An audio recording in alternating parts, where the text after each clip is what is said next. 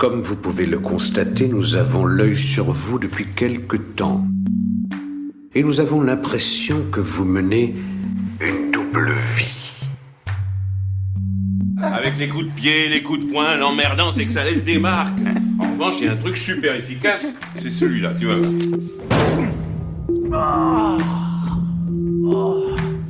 En dernier, la tête. Ça trouble beaucoup la victime. Elle ne sent plus... Ça suffit. Je vais te démonter. Je ne vais pas te demander comment tu vas. En général, tout le monde s'en fout.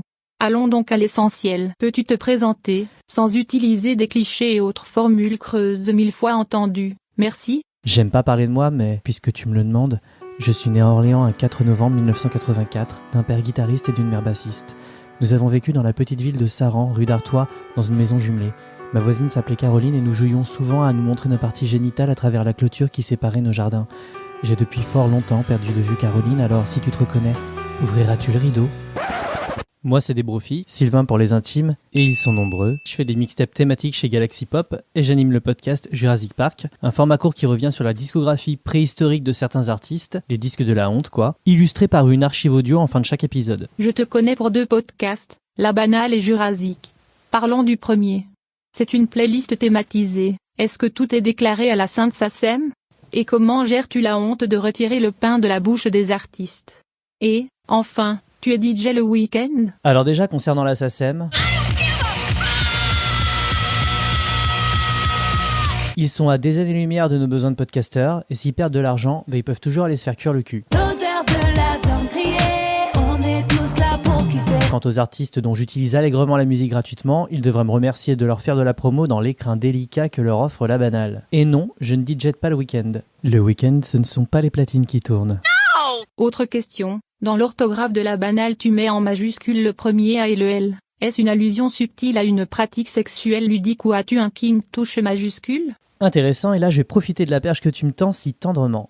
Au début, quand j'ai commencé La Banale, c'était des playlists que je faisais sur Spotify, sans montage donc. Et j'ai cru avoir eu genre une idée hyper originale, sauf que je me suis rendu compte très rapidement que tout le monde avait eu l'idée avant moi. C'était banal. J'avais donc le titre, et le fait est qu'en mettant 2 lettres en valeur dans banal, ça l'est moins. Et, étant un vil coquin, j'aime jouer avec les majuscules. Et pas que. Sinon, j'ai pas de king particulier avec la touche majuscule, mais avec d'autres choses majeures, oui. Passons à Jurassic. Pourquoi ressortir le premier titre de la honte d'artistes connus ?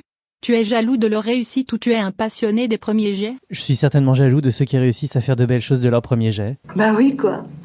Il est con, l'autre, là, c'est pas vrai. Dans Jurassic, et ça m'arrache la gueule de le dire, crois-moi, tu montres un talent de montage et de rythme bien supérieur à beaucoup de podcasts paresseux. Quelles sont tes sources d'inspiration et comment tu le penses ? Tu improvises ou tu écris tout ? Alors déjà, merci pour le compliment. Côté inspiration, j'ai pas de source en particulier à citer si ce n'est que pour le montage. Avoir participé au podcast Un beau cadavre, ça m'a beaucoup décomplexé. J'aime les podcasts bien montés, et je me vois donc dans l'obligation d'avoir ces exigences envers moi-même. Jurassic Park reflète plutôt bien ma façon de penser, je fonctionne beaucoup par association d'idées, y compris dans la vie de tous les jours. J'ai de fait un seuil de concentration très bas, et c'est pour cette raison que tout est écrit à la virgule près, même si je laisse de la place à une certaine souplesse au moment d'enregistrer à Radio Primitive ou au moment du montage à la maison. Tu as publiquement et, à plusieurs reprises, affirmé vouloir faire un podcast d'audio porn. Ça m'excite. Raconte-moi tout, et en détail, lentement, en susurrant des choses sales si possible. Merci, bisous. Merci. Ma réputation me précède. Lola aime le chocolat.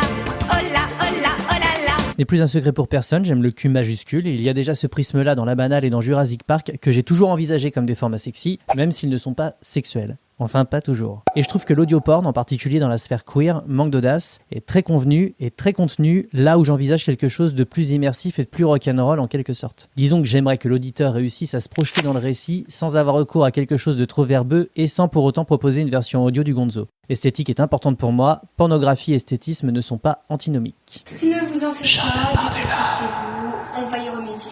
Tu as déjà fait 2 podrennes. Peux-tu nous raconter les coulisses de ce Kit Kat Club breton du podcast amateur, enfin amateur ? Tu les as sentis les guillemets ? J'ai bien senti tes guillemets, oui. Podren, c'est un endroit plein de gens timides souffrant du syndrome de l'imposteur qui n'arrivent plus à la boucler après 3 verres dans le cornet. Et j'en fais partie, je coche toutes les cases. À ton tour de t'impliquer, quel podcast rêves-tu de défoncer ? Tu peux aussi évoquer les podcasteurs que tu veux défoncer mais, je décline la responsabilité de ce qui se passera, après. Et si tu réponds, toi, on ouvrira nos agendas. J'aime pas parler de ce que j'aime pas, en tout cas pas publiquement. Je trouve que c'est pas constructif et c'est une grosse perte de temps. L'idée c'est de donner l'envie aux gens, pas de les dégoûter. Je préfère parler de ce que j'aime, et c'est ça qui est chouette quand on fait du podcast. On nous met pas le couteau sous la gorge pour aborder tel ou tel truc, on a le choix de parler de choses qui nous plaisent, et de fait d'en parler bien, voire mieux que certains journalistes dont c'est le métier. Si vous êtes le sujet des chansons que vous avez écrites sur cet album, j'ai envie de vous demander comment ça va, Zazie? Rire jaune. Des podcasts qualitatifs animés par des gens bien, il y en a plein. En vrac, les lectures érotiques de Charlie, Mes disques à moi, Télos, Azerty, Ado de mots, La voix des livres, Passage, Substance, Tartine ta culture, T'as entendu ça, et bien sûr, Alexome et Les yeux clos. Quant à la seconde partie de tes questions, aucun. Me faire défoncer par des podcasteurs, oui, plein. Mais je ne citerai personne. J'ai déjà l'agenda qui déborde. Tu peux me remercier d'avoir consacré quelques minutes de mon précieux temps à parler de toi. À bientôt des bros. Merci à toi. Rendez-vous à Pod Paris.